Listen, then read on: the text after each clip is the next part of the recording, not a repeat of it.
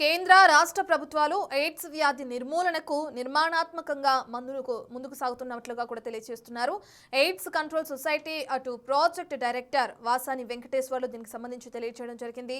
ప్రపంచ ఎయిడ్స్ దినోత్సవాన్ని పురస్కరించుకుని తెలంగాణ రాష్ట్ర ఎయిడ్స్ నియంత్రణ సంస్థ ఆధ్వర్యంలో ఆర్టీసీ కళాభవన్ అలాగే భాగ్ లింగంపల్లిలో సుందరయ్య పార్క్ నుంచి విద్యార్థులు పలు స్వచ్ఛంద సంస్థల ప్రతినిధులతో హెచ్ఐవి అవగాహన ప్రదర్శన నిర్వహించారు. ఆర్టీసీ కళాభవన్ లో జరిగిన కార్యక్రమానికి ఆయన ముఖ్య అతిథిగా హాజరయ్యారు.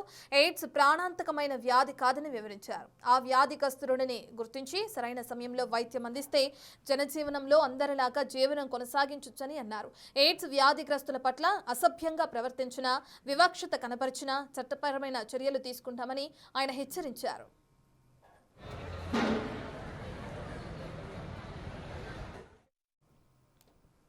తెలంగాణ ఎయిడ్స్ కంట్రోల్ సొసైటీ ఆధ్వర్యంలో హైదరాబాద్లో దానికి సంబంధించిన కార్యక్రమం నిర్వహిస్తున్నాము.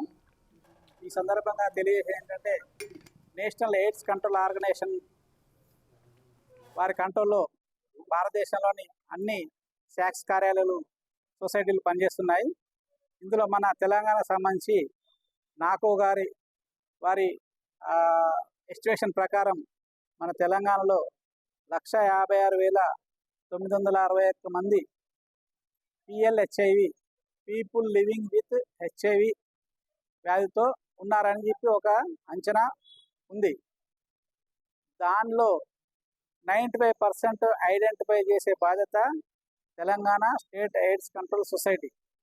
ఇప్పటి వరకు 143,173 HIV బాధితులను ఐడెంటిఫై చేసి వారికి ట్రీట్మెంట్ కూడా ఇవ్వడం జరుగుతున్నది.